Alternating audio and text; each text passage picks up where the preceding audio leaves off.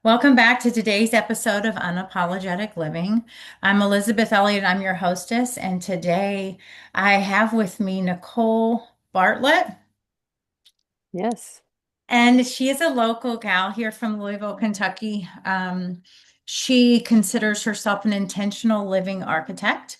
She is the founder and of the Salt Cave. She was the original founder or owner of the Salt Cave, and you spent, what, you say 10 years sort of nurturing that space for healing here in our local community. Yeah. And I know that kind of, I don't know if that was the intro to your sort of holistic alternative healing modality journey pathway, or if, how did that begin? Was Yeah. it like, Thank oh, you I'm just going to do this business venture, or was it something a little bit more, was there a little more depth to that than that? a little bit. And thank you for having me on, Oh, yeah, Elizabeth. you're I'm welcome. really Thanks. excited to be here. I spent 10 years prior to building the Salt Cave in animal nutrition. I was doing Oh, marketing for biotech firms. And that really gave me a foundation on preventative wellness. mm-hmm, So, in an animal nutrition industry, they're feeding animals for productivity. mm-hmm, So everything down to the measurement of their food is measured. Their animal husbandry matters. The well-being of the animal matters for mm-hmm, production purposes. So mm-hmm. I was looking at health and wellness from a lifestyle perspective, and how do you live in a way that feels good? What does quality life mean? So the Salt Cave was kind of this combination of my work background, and I wanted to become a meditation teacher. I had been using meditation and yoga. I've been doing yoga since I was 15, but I'm not an instructor. But I've been using these practices to help me stay calm and regulated in my lifetime. And the Mm-hmm. cave was a nice combination of preventative health through respiratory health. So in that environment, you're breathing in salt saturated air. It helps clean up the lung microbiome. You're breathing easier. You rest. It was built really with this meditative vision. So it was a nice combination of meditation and preventative health. And so we opened that, business partner and I opened that in 2015. And it was one of the first in the first 50 in the US. So of things like that. So there was a little bit of foundation in wellness, but in terms of holistic lifestyle, that really was a launching pad, I think.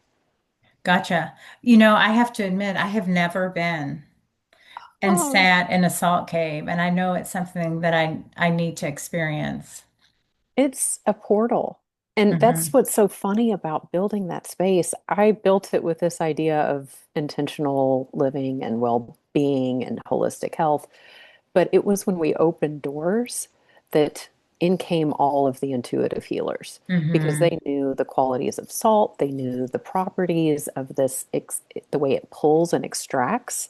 It Mm-hmm. would do the same thing in the lungs if you're breathing the salt in as it would in your aura, in your energetic body. So it was built with this community scale in mind, so that people come in together, they quiet their minds, they heal, but everybody that left just felt, I can't say everybody, but most people, out of being in operation for 10 years when I was there, uh, people would walk out just feeling so much lighter. So it wasn't just the salt therapy in the lungs that helped them breathe easier, but they were able to just really lay down that load and let that salt clear their energetic field as well. And that's where you were teaching and facilitating some breath work groups there, right? Yes. So in 2017, I started studying breath work. I had kind of stepped into this energy world by doing Reiki certifications. Mm-hmm. I've done breath work. I actually have a breath at the cave coming up in January, but I still go back, but I also now go around the city and travel with it. But Mm-hmm. we've done breath work at the cave for years. And again, it's this intentional space where people come to release and let go and shed, combined with the breath and using it in a very intentional way to move energy throughout the body. It's a nice combination to do that there. Yeah, and so okay, so and Was it, and what inspired becoming the breathwork facilitator? I mean, I know it moves a lot of energy, and I know that we see. I don't know if you happen, Dr. Mauro is Zapatera. Are you I familiar with him? He talks a lot about the breath work, and I had him on the show maybe March of 2025. Okay. And just you're going to be the first of 2026. So that's exciting. He'll be It my is. first release this year. This is year three. This will be my third January. But he talks about, that movement of the cerebral spinal fluid to the pineal gland, Mhm. and the importance of breath to help move that energy upward Mhm. so that you can connect to the third eye or the divine or your intuition or It's unbelievable how connected one feels in the practice.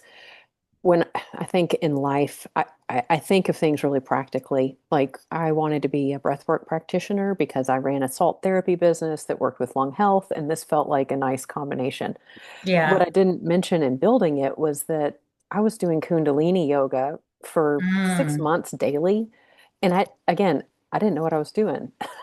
I yeah. just found Gaia TV and started doing these videos that helped me Hmm. release anger. Hmm. And so it is this connection with the higher self that breath work has allowed. So I studied it for 6 months before I ever breathed.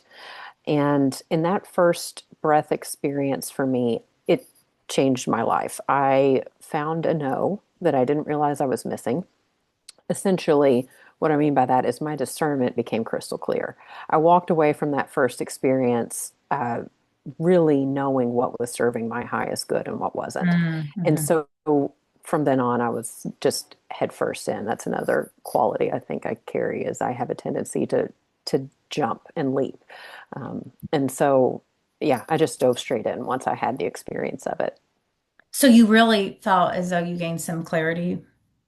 Crystal clear. Like Hmm. I walked away from that experience more true to myself than I'd ever been. Like I didn't realize it's almost as if what is serving and what doesn't comes in like lightning. Like you're Hmm. talking about this connection uh, to our higher selves, it's just instantaneous. And it Hmm. wasn't in the breath that that happened. I had a completely different experience in the breath. It was after I walked away from the breath and then had to integrate into my life. It was just crystal clear of what was serving me and what wasn't. And I was in a position where I had to choose how I wanted to handle that. So I think that's a beauty of it is that it does provide clarity, but we have to have the courage to move forward in that clarity, whatever that looks like.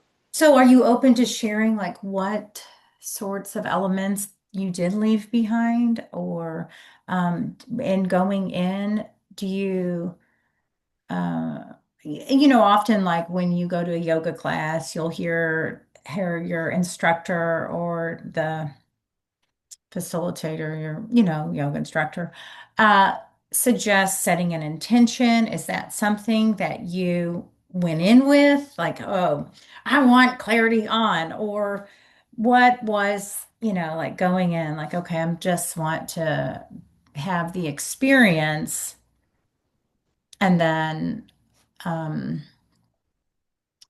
notice what arises because of the experience. I did not have an intention going in. Okay. I thought, I'm studying this stuff. I need to try it out. Like I'm Hmm. building a salt Yeah. cave. I better go to Hmm. one. Um, eh, so I didn't have an experience. When I facilitate, I encourage people to consider that. I think it's Hmm. really great to be intentional in anything we do. So, but it's not necessary.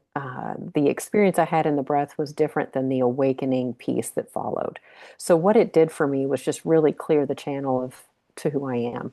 Hmm. And what happened after was that I was ready to make changes in my life that needed to be made, make hard Hmm. decisions that needed to be made. And it gave me the push to kind of step forward into that Hmm. because from that point forward, there wasn't doubt.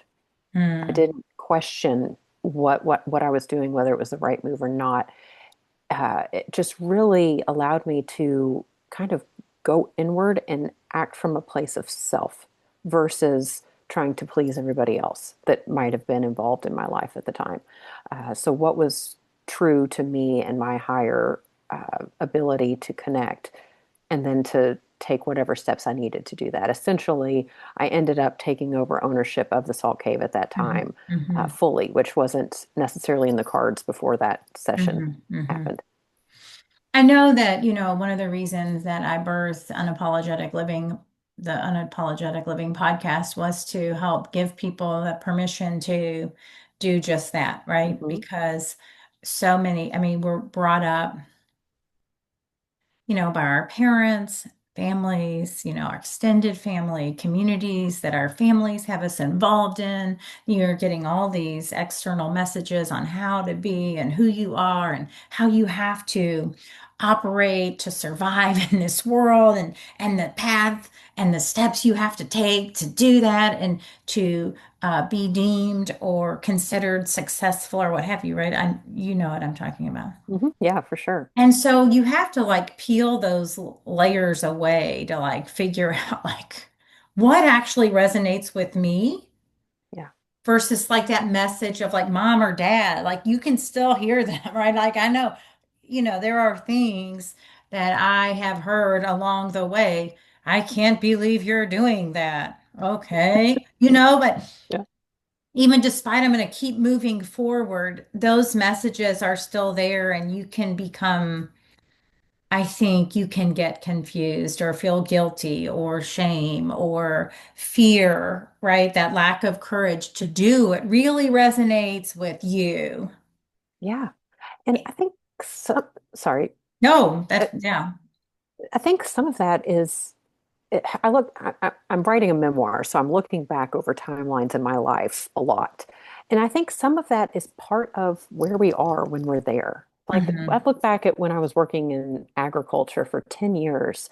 That was really a learning process. That was a time right out of college when I had just spent 5 years living on my own for the first time, which had its own lessons Hmm. that took a lot longer to recover from, but also 10 years of really just figuring it out.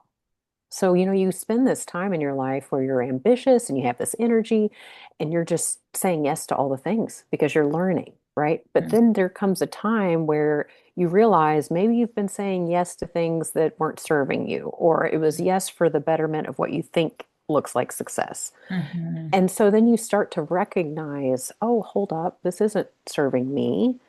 Is success having the white picket fence and the marriage and the family, and or is it having a calm nervous system? Is it being Right. able to walk into a room and feel like it doesn't matter what room you're walking into, you're comfortable in your own skin? Hmm. And so that shifts, and we're able to understand what serves us truly and more deeply.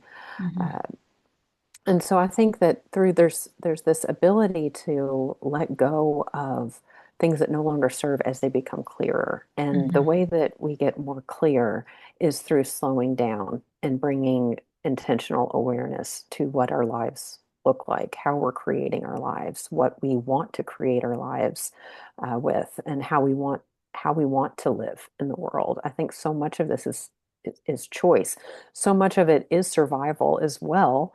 I had to work that job to have insurance, to pay my bills, to put food on the table.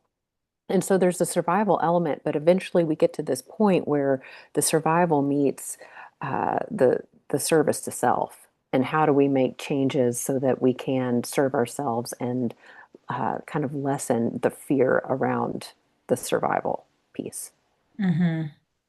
Yeah, I was just actually listening to David Guyam. Are you familiar with him? Right before we got on here, I took like a quick 10-minute walk because the sun is shining and just how distracted that we can become and really to get in tune with the divine and the light, we have to quiet. maybe skip the piece of pizza he was talking about, because we can distract ourselves with food, with being too busy, with, I mean, a overage of anything, exercise, work, and shopping, sex, whatever, alcohol and substances. And I do think for me, as you, it has shifted over time, and definitely having that calm nervous system to be comfortable in your skin anywhere you go, that's definitely at like a top priority over, the white picket fence. And, sometimes I'm like, I'm living in a 937 square foot house that I rent. And I'm like, I want to just write a blog post on the fact that you don't have to own you know what I mean? You don't have Yeah. to go buy a house just because somebody said that. Yeah. When I get to call my landlord when the air's out, it's Right. awesome. Right. Now you're going to have other people and all these other messages. Well, you're wasting your money and real estate's a great investment. You're right. And when the time is right, I will. But you know what?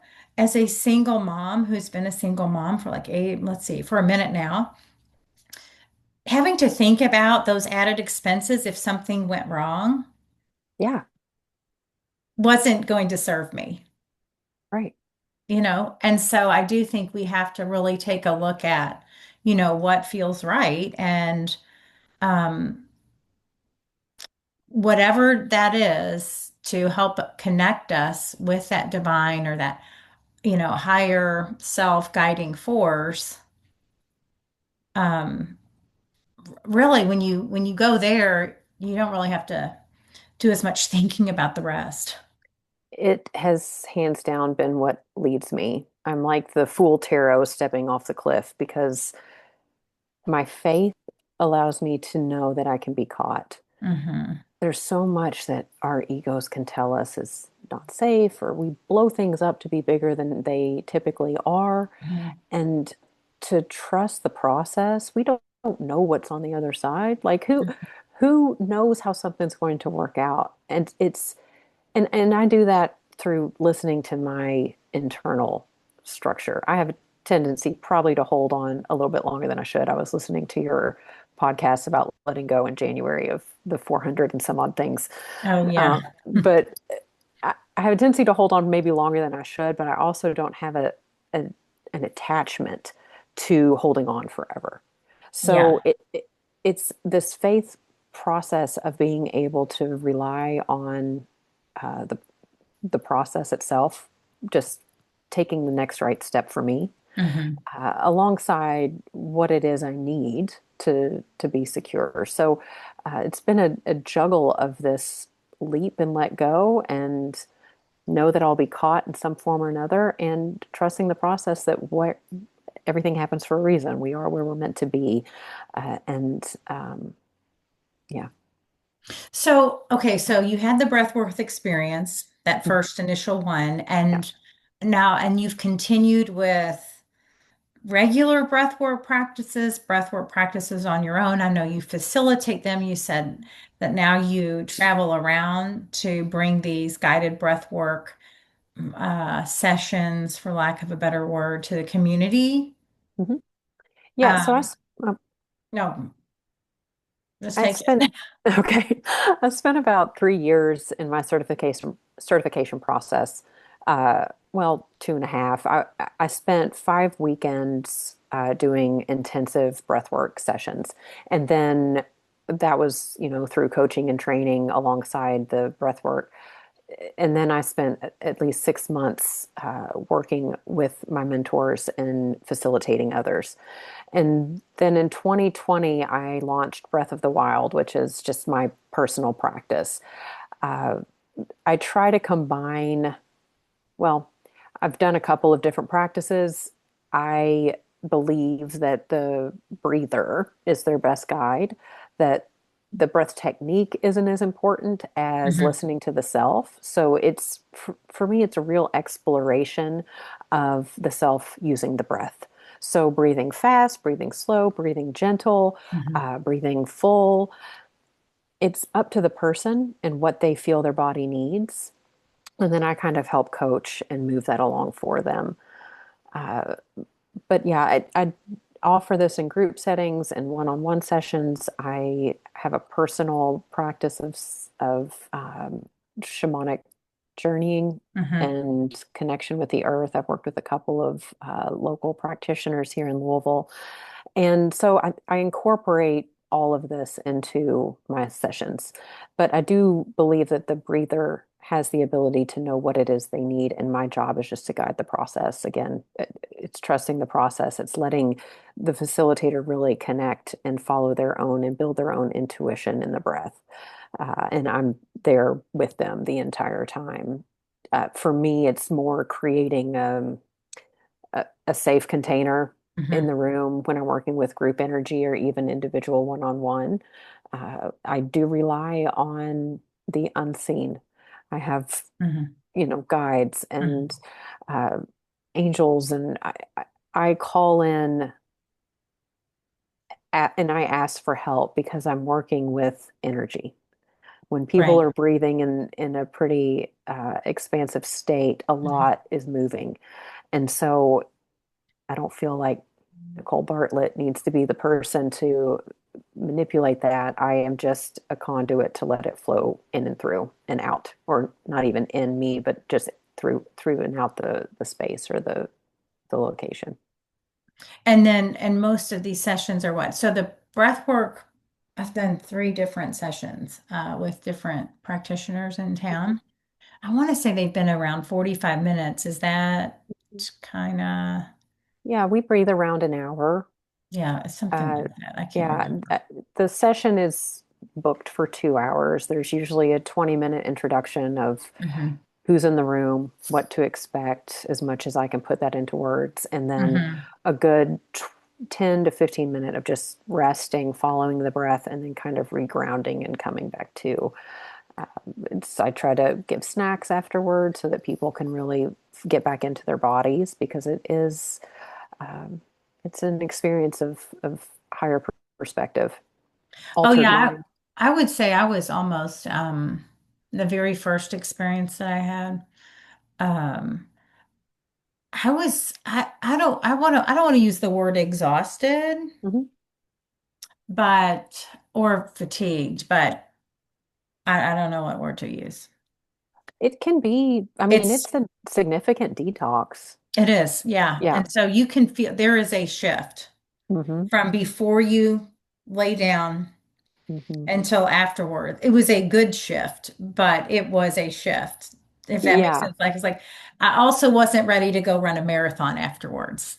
No, Yeah, I yeah, I wanted really, to more like integrate yeah, than, yeah, yeah. I guess so. Yeah.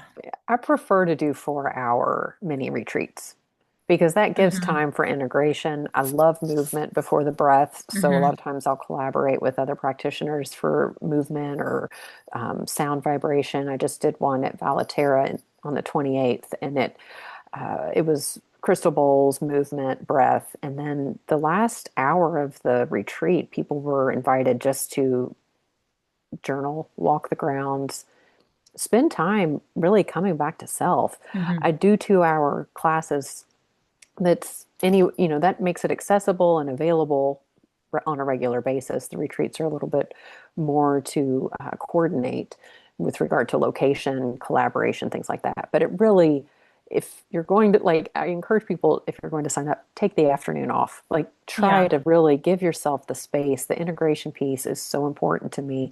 It's much richer than the experience itself, even though you might go into an altered state in the experience, which is very common. It's the piece after that. How do we take what we've received in that and apply it to our lives? And part of mm, my interest in this is reverence. Anything from the shamanic practice to how I was raised through Catholicism to the work I do now with Carolyn Mays' studies in sacred contracts, it's all about reverence for the divine. We are not doing this work alone. The breath work that I was trained in was borrowed from Eastern traditions. Monks did this in monasteries. Like, it's not made for us to come in and do a 2 hour or 1 hour breath and then run out and go take care of all your meetings for the afternoon. Right. It, it, there's a richness to what is received in that process, the reverence of gratitude around the gift of that, and Hmm. then really just taking it slow to allow the body to accept what's happening. I don't know how much of this we actually process through our minds. I feel like most of the experience through the breath is a almost more of a physical, spiritual process. Hmm. I think the mental might come later when you realize uh, discernment. Yeah. Yeah, definitely. You're not going to work. Well, I don't recommend it either. Like Right. it's just like I just can't. And then I'm trying to think about the second, and I like the idea of the 4 hour retreat because it gives you, and I like the idea of the snacks. Snacks are great. Yeah, yeah, yeah. Yeah, snacks matter. And even, taking time to, whether it's, in group or at home, I think journaling, and when you talk about it, sort of not really, what did how did you describe that? It reminds me of Rudolf Steiner. Are you familiar with his, like, they would teach the kids through story in a Waldorf school.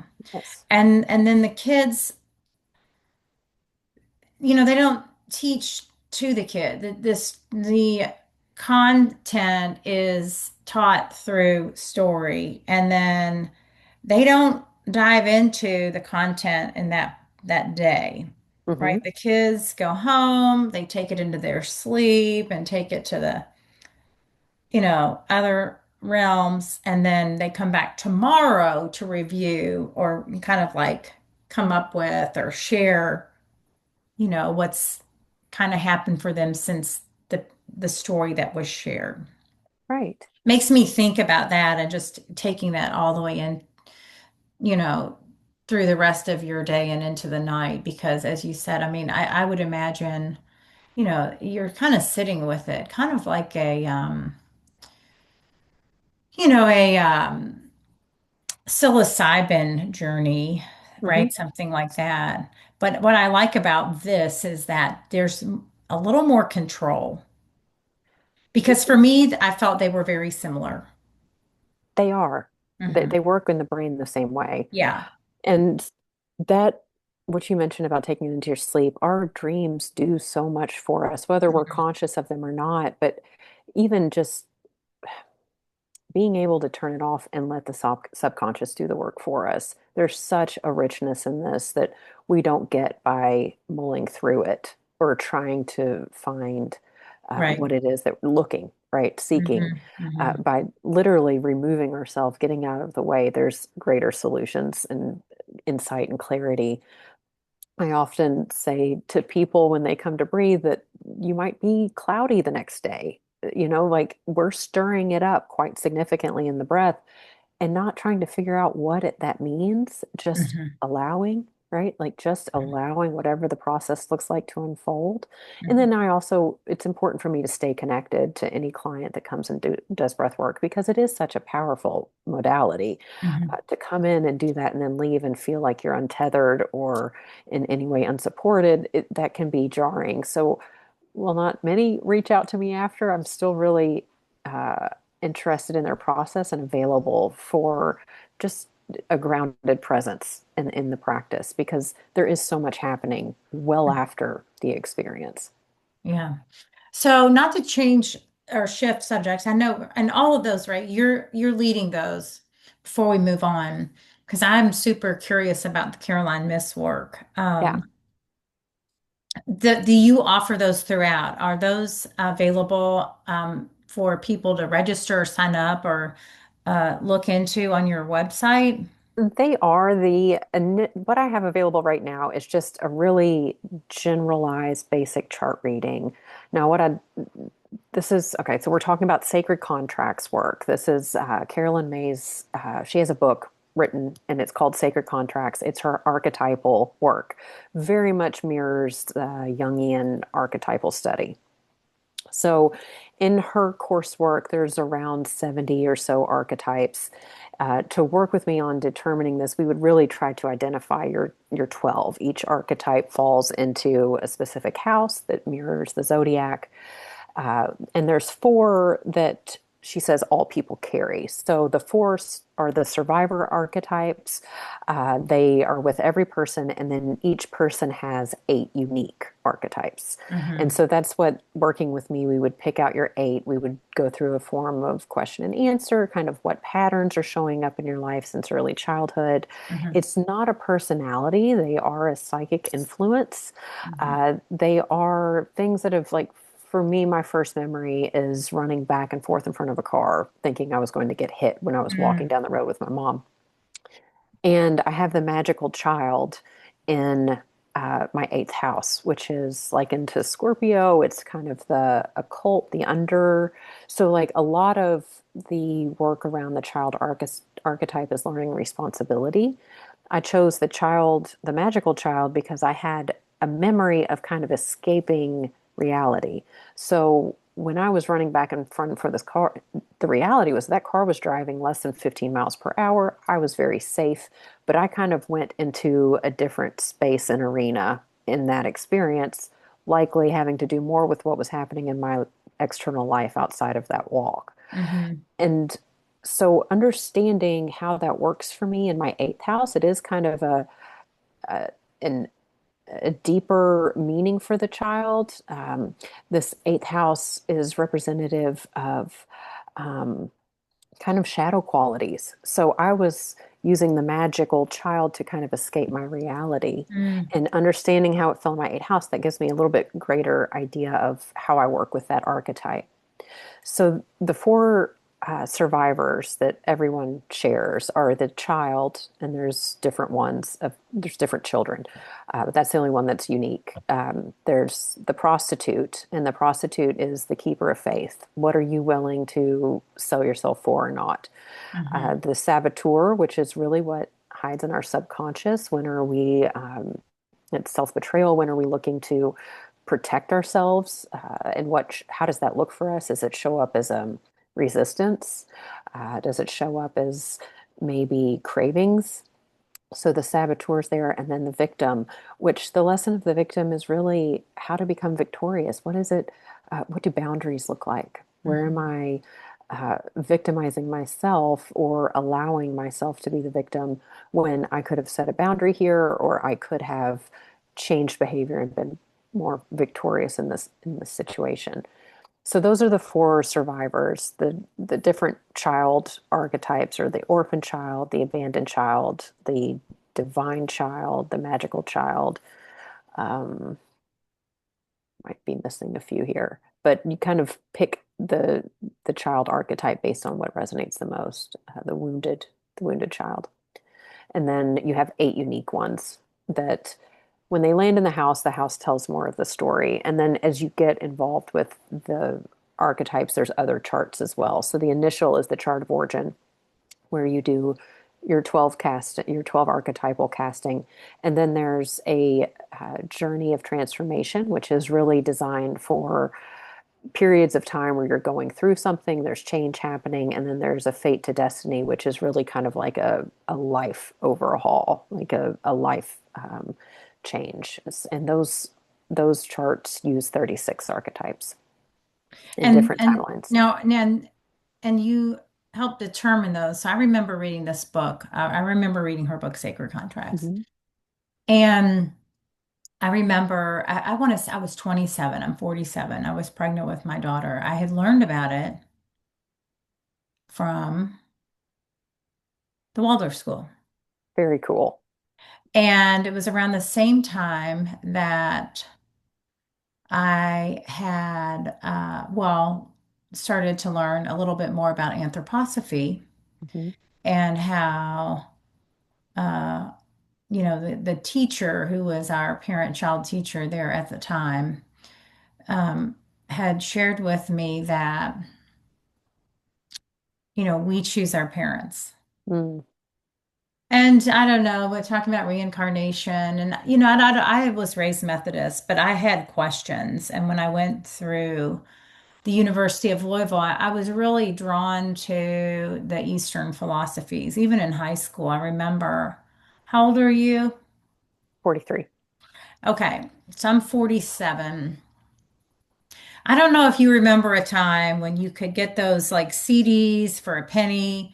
You would send off, you'd fill out this postcard and you'd get like one a month. And in the end, I don't really know if you saved money, but there was this book club. It came this little like paper thin flyer of books on Eastern philosophies with incense and all these like cool. That's I was great. like, oh, I and so I didn't do like that, but signed that's great. up Yeah. and paid whatever, $15 or whatever. And I had this, I would get these random surprise things. And sometimes you got to pick what you wanted. And anyway, so I can remember for a really long time just being curious about other philosophies. And then I went to the University of Louisville and ended up studying quite a few of those. My background is humanities with concentrations in Spanish and religious studies, but it was broad, a class on the Quran and, whatever. I can't remember, but um, I did start to wonder about reincarnation. And of course, I was at the Waldorf School and I find sacred contracts and it really helped me, that book in and of itself. And I don't know, my childhood was a little rough.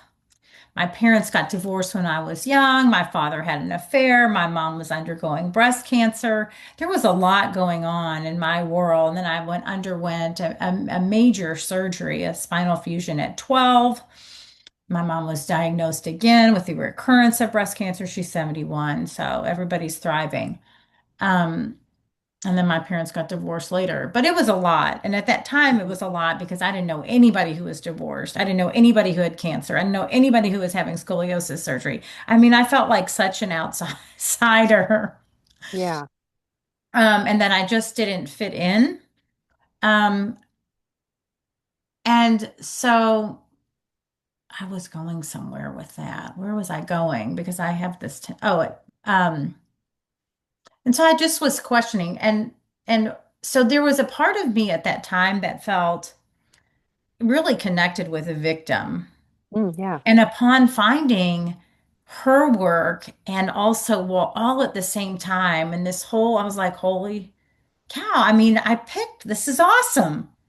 Like I was able to like shift my whole perspective. Not saying it was totally awesome. I just knew at this point, like if it weren't for these things, Yeah. and then of course I'm like, oh, these people are in my life because we have a sacred soul contract to work through stuff. Right. I was able to just again reframe. Yeah. So it was really powerful for me. And I never really, I think, once I got to that archetype, I didn't dig as Mhm. deep there. I was like, okay, this is a Right. lot more work. I'm not, like you almost like it's overwhelming It and is it overwhelming. feels like you could connect with many of them, but I definitely Mhm. can understand the child and the prostitute and the Mhm. saboteur and the victim easily. Those are easy to. Yeah. And the idea, I agree, the reframe is what gives you your power back, right? So Mhm. the reason we want to know this, or one might want to know this, is so that we can look at the light and shadow qualities. They are neutral beings. They are not good or bad, right? She has Mhm. the vampire in there. That doesn't sound great, but it's also like, how do I allow energy flow in my life? So they have positive and negative or light and shadow qualities. It's how we react from them. So understanding how they fall in a chart gives you more insight on how to work with these characters that have shown up over your lifetime over and over and over again. And so, yeah, the victim is there to help us with boundaries, right? Mhm. Like it happens. Life is not easy. Nobody gets out of here without going through hardship. But my cat's getting ready to crawl on the screen, maybe. Uh, Oh, that's the okay. the the beauty of that is how we can work with that to get our power back, right? It's not going to the doctor and saying, here's your diagnosis, good luck with that. It's like, what might be at the root of this and what is causing me to react in this way? For me, the victim falls in my house of highest potential, which is house 10. And I was like, how Mhm. in the world do I work with that? But I Mm-hmm. look back over my lifetime and I can look in specifically in work scenarios where I have felt victimized, I have felt like I've played the victim, and it is through understanding myself better that I was able to set boundaries in a different way later in life. Mm-hmm. So it's not a diagnosis, it's not a sentence. It's understanding that this is available for me to look at differently Mm-hmm. and to see how I can grow through it. And they really do tend to be supportive. And when you start looking at it in a chart, and there's all of these relationships among houses, and you have opposing archetypes, they influence one another. It's a really interesting roadmap to how we're playing this game of life, this Leela divine play, how we show up in our greatest self. So now when you say chart, I'm thinking, like I had a Vedic astrology reading back in maybe the beginning of December. Is the birth date and time and city, are those no. This No, but is it, would they you say mostly questionnaires? yeah, yeah, it's like that. And then working one-on-one with somebody. So Mm-hmm. really narrowing down. A lot of the archetypes might feel similar. I was on a call with the CMed group right before this, and they Mm-hmm. were talking about the difference between the servant and the victim, and how the victim is really about victimization, whereas the servant is where am I involved, right? So it's about taking your power back, and the Mm-hmm. servant is willing to give. So understanding these subtle nuances between, because like you said, it is overwhelming. She probably has over 70 archetypes to choose from. And my job is really to help narrow that down and to help you choose what shows up most true for you, and then narrowing that down to 8 specific. They Mm-hmm. land in the chart the same way. So you would have like essentially it looks like a wheel, and Mm-hmm. within the wheel are like the pies of each house. So 1 through 12. Gotcha. And then, okay, let's say you've got my chart. Yes. The goal is to help me reframe, or is it to help me, do you assist with helping me find tools to navigate moving forward? Yeah, ideally we would start with the chart to understand, Mm-hmm. just to understand what's showing up and why. And then we would come back again at a later date after that has settled. You've had time to sit with it Hmm. and allow kind of just bringing awareness to what's showing up when. Hmm. Archetypes can be at play in a single day. You might have multiple ones at different times, Hmm. or you might be in like a season of life where a couple are kind of leading the charge. Uh, and then you would come back again and to go through that in a deeper analysis. So, what does it mean when my nun archetype in house 1 opposes my destroyer archetype in house 7? They're totally opposite archetypes, Hmm. and they're in really kind of opposite houses. House 1 is very much your ego, your persona, how you enter the world. House 7 is your one-on-one relationships. And I have the destroyer mainly because of breath work. There is, in the light quality of the destroyer, there is a desire, a longing for purity, right? Hmm. Breaking Hmm. down before we rebuild. And that's very similar to the nun, which is in my first house, which is about devotion, right? It's this devotion to God, and Hmm. almost even I chose it for the negative or the shadow quality of being overly pious and judgmental. There, Hmm. it can be devotion to a fault. So when those two are in relationship, my destroyer comes out when my vows are broken or when a vow is broken Hmm. against me, Hmm. because Hmm. that's something that feels so ingrained in my soul that it's protected by the destroyer, right? So there's this interplay among archetypes based on how they land in your house, and that's unique to every person, and the houses tell more of that story. And so now are you, now I know, is this, what would, is it it's a coursework you're doing right now? Are you already working and mentoring or I'm with no, I individuals? am No, on this is the very cusp of the certification. It should okay. be this month or Certification. I didn't next. know if that's what it was called It or if is, it had a yeah. special word. Yeah. Yeah. Okay. Well, I don't know if there's anything more specific to it. But yeah, it would be certified in CMed, Oh, sacred, and CMET. sacred. Okay, that's what. Yeah, it's Carolyn's Gotcha. Okay. Because education what is it? seminar. In human design, they are called. They have sort of a name, but it's not. I forget what they call it. My friend is a human design. What does she call A herself? But not consultant? architect. I don't know if she calls herself consultant. Okay. But anyway, I always think, oh, that's fascinating, and I think it's so important. Again, just like with both modalities, really seem to be helping one um, be able to more clearly self-reflect Hmm. and Yeah. to know oneself on a deeper level and to be able to recognize, I could, yeah, definitely, without knowing and being able to articulate specifically which of these, have um, been prevalent in my life Hmm. over and over and over again, maybe in certain realms, and maybe other archetypes in other realms. As you mentioned, like maybe work, this is showing up, but Hmm. at home in your romantic relationship, this shows up, Right. right? Because there are things that I could say in a job, which is why I have been uh, an entrepreneur for as long as I have, that I'm not tolerating at Yeah. work, Yeah. right? Right. But maybe I've tolerated a little too long in some friendships or relationships. Right. And And, yeah, so the more you for know different about it, reasons.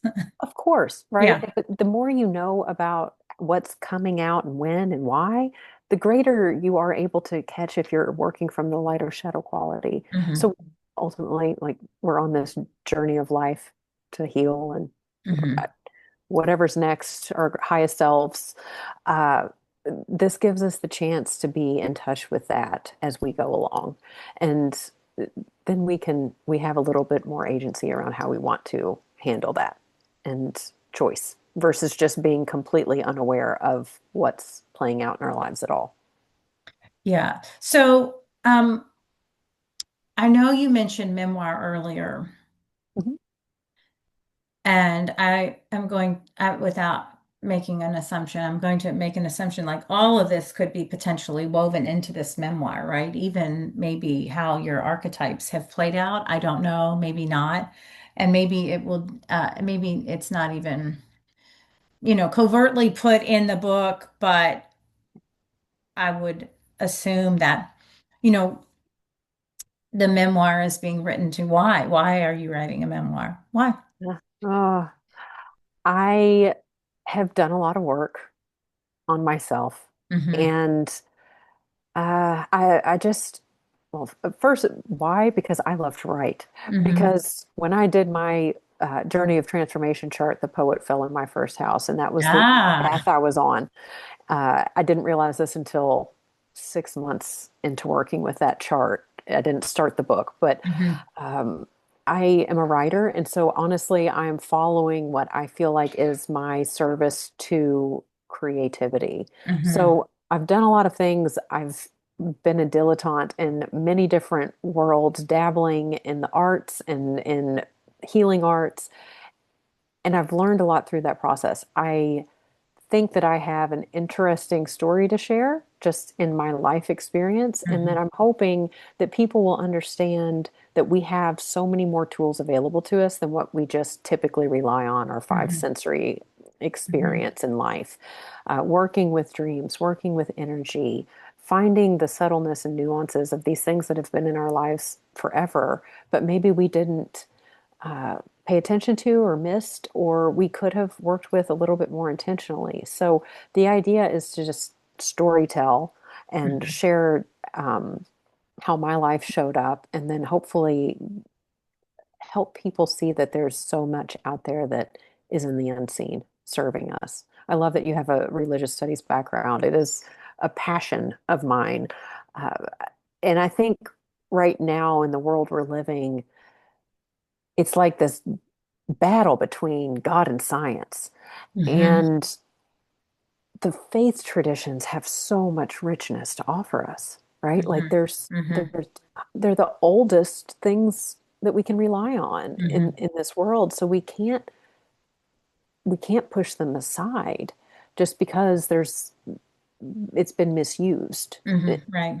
So uh, for me, the idea is to be able to really live courageously by falling on your faith, building your Mhm. faith, by recognizing what is available to you in the unseen. Yeah, it's again, as I said, I was raised Methodist. You said Catholic. Hmm. Yeah, and my partner, he was also raised Catholic. For me, having faith is still a huge piece of my life. Hmm. Um, I'm not Methodist. Yeah, I won't, I couldn't even um, call myself anything, I don't same. think, for Right. me. Yeah. But I can hear the word God. We went to church Hmm. on Christmas Eve. Yeah. My son's new wife is Christian. They're going to church. We went. It was beautiful, Hmm. candlelight. And when you're in that space, shit, it doesn't matter. I could be in a fucking basketball game.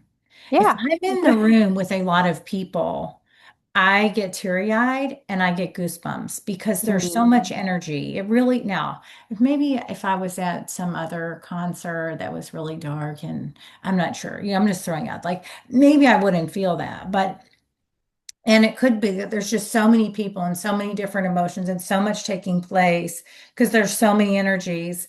Maybe I'd even feel moved there. I don't know, but Right. it was, but like I have a sister, I love her, sh- um, who cannot even hear the word God. Yeah. Yeah. There's a lot of And people like that. yeah, and Yeah. and I can go and hear any message anywhere and take out the light. Like I can hear the light message, if that makes sense. Like I know, and so for me, there is this, yeah, I do have a tremendous sense of faith in that unseen. Hmm. Yeah. And you know, sh and I'm not trying to like, but she knows, like I'm hanging up now. Cannot hear the word. Yeah. We cannot have that type of conversation. Well, I mean, there's been a lot of manipulation around religion. Hmm. And there's also a faith in science or reason. Hmm. Like that's almost its own, like I'm not going to engage with this unless there's evidence, Right. right? Um, but I think there's a truth to having a divine experience uh, that I don't know that I don't. That to me is where it's subtle. Something Carolyn says all the time is what is small is big and what is big is small. So Hmm. for me, that's found in watching a butterfly land on a plant Hmm. or seeing recognition of spirit in the world that I'm walking around in, Hmm. experiencing, or having complete ecstasy during my deepest forms of grief. Hmm. Like it's recognizing uh, just this deep, deep beauty that exists in the mundane. I feel like that is a way to be with what I call God, spirit, Hmm. connection um, in this lifetime. And the faith traditions, while co-opted and maybe faith and religion's different than church, Hmm. there are really rich lessons and values that tend to run across all faith Hmm. traditions, right? They have fundamental values that exist across the board. Hmm. So for me, it's really understanding what that looks like. And integrity is living from that, right? Integrity is living from the place where you know you're not self-sabotaging because you're going to make that hard decision to choose otherwise. Hmm. And that's when you're walking to me hand in hand with faith, right? Like, I know what's good for me. I'm going to Hmm. make this choice and allowing grace when that is difficult. I think grace is a huge component, and Carolyn talks a lot about grace. we can't be perfect all the time. That's a false narrative, but we can allow ourselves the grace to mess up. We're human. And, like it's doing what we know we need to do to the prostitute's keeper of faith, to not sell ourselves out, whether that be to another or to ourselves or Mhm, to whatever our truth is and whatever we mhm, should watch for, mhm, along with the grace of I can start over every day. mhm. Every breath is an opportunity to do it again. So, stepping back to prior to your first breath work Mhm. experience, Mhm. because when I and how you felt as though you walked away very clear with so Mhm. much clarity on ways to make and take action steps. Would you say that you were less faithful and trusting of your intuition prior to your breath work?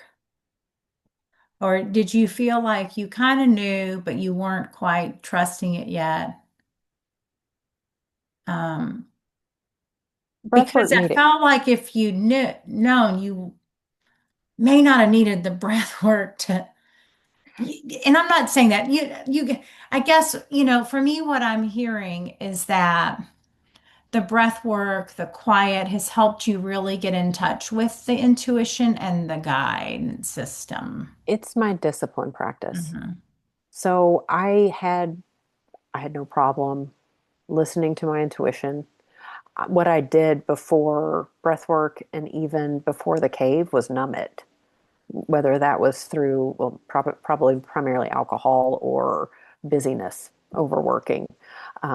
So I would leave jobs without anything lined up because intuitively I was done. Like I knew Yeah, I me had to too. get out, Hmm. right? Like it wasn't good for me and I had to Hmm. leave. And there was a piece of privilege associated with that, but there was a lot more willing to risk it all, right? Right. Like I'm Hmm. going to be homeless and I have to get out of this situation. But what I was doing was probably masking a lot more leading up to that, to where when I got to that point, it was just no going back. I was beyond where I needed to be.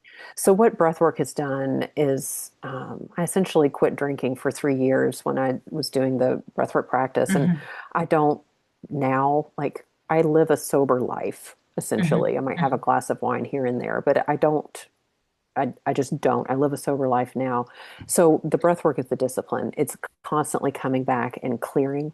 Hmm. I make a practice of doing breath work myself, not just facilitating it. I feel like I can't teach something I don't practice. So therefore, I breathe as a tool. So what it did was it really clarified, and then I've used it consistently as a practice to stay clear. But that might look like anything for anybody, right? The more I've worked with these archetypes, I've had similar experiences of dropping in deeply with knowing and knowingness with intuition. Hmm. Um, and so I think it's just, it comes back to intentionality. Am I living from a place of uh, truth to myself? What does Hmm. that feel like? What does it feel like when I betray myself? How do I stop doing that? Hmm.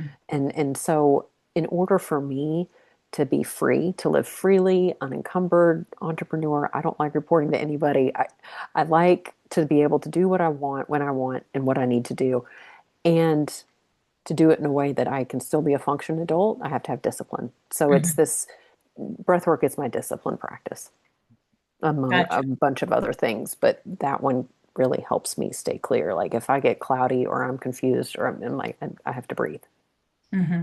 Well, um, I think I'm thinking about like individuals, of course, midlife here, midlife, Hmm. Yeah.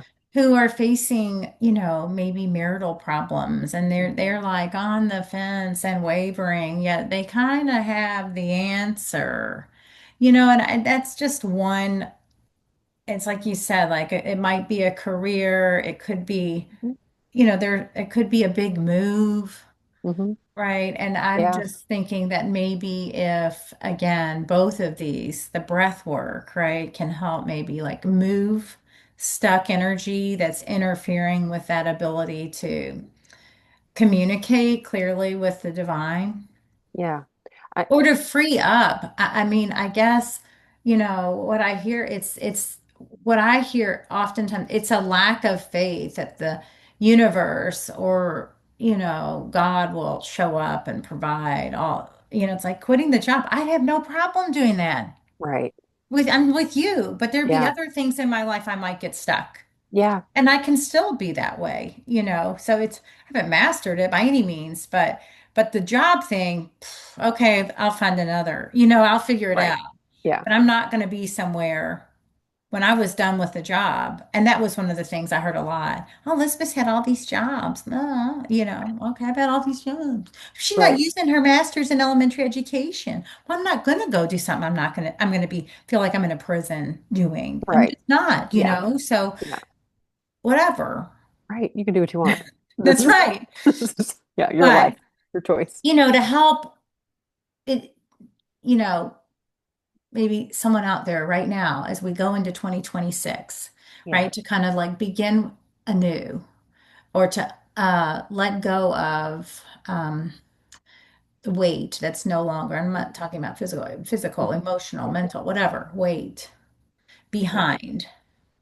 It sounds like, working with you and like integrating a breathwork practice or experiencing at least once. Yeah. It's such a great intervention in the world of holistic health. This one Mhm, is, it gets there. And nobody wants to go into grief, right? mhm, Like things can be difficult to walk through. So mhm, having a support network is so important. And having somebody to walk alongside you through that process really mhm, matters because jumping, it becomes self-betrayal when you continue to worry about it and fret over it and you're not making a change, right? Then mhm, you're betraying yourself. mhm, But taking that step to stop that can mhm, be really, really hard. So the mhm, intervention helps working with a support network, whether that's your friends, family, therapist. I'm mhm, not a therapist, and that's something that I let everyone know to work with somebody that mhm. can support you through the process. But I love to collaborate with therapy groups because I'm like here to help you get unstuck, right? We've been going through this process over and over and over. For me, it was when I was fed up with my own BS, right? When I was done doing the same thing I've been doing my whole Mhm. life, and I keep coming back to the same challenge. Like it's got to stop. And it takes guts and it um, takes self-trust. And Yeah, that's what I think self-trust. if I can help people with anything, it's developing trust in themselves. I'm not here to do it, right? Like I can't do Right. it for you, but I can Mhm. help you discover the truth of who you are so that the rest of it just kind of falls into alignment. Well, I love that. I love what you're doing to help, all the individuals in the community. Where you have a website, Yes. and is that where they can find individuals, the audience can find information about your breathwork sessions? I know you said you have one coming up in January. I don't know, it might be full, but Yeah, the scheduling for me is at ndavisbartlett.com. It's NDAVISBARTLETT. And then all of my socials are in Davis Bartlett as well. So Instagram, there's information. I have a Substack that has blogs about the archetypes and some others that I've written. Those are in Davis Bartlett. I'm on LinkedIn there as well, but the website is in ndavisbartlett.com. okay, then you're on Instagram. Did you say Facebook? No. I'm TikTok? not. Nope. No. Okay. Okay. Well, thank you so much for joining me today. It's been a pleasure. And you'll have to let me know if there's something going on in February. Yeah, thank you, Elizabeth. I really appreciate the time to chat and get to know you better. Yeah, likewise. And all of Nicole's socials, website will be in the show notes below. So be sure to check that out. Thank you so much for joining us today.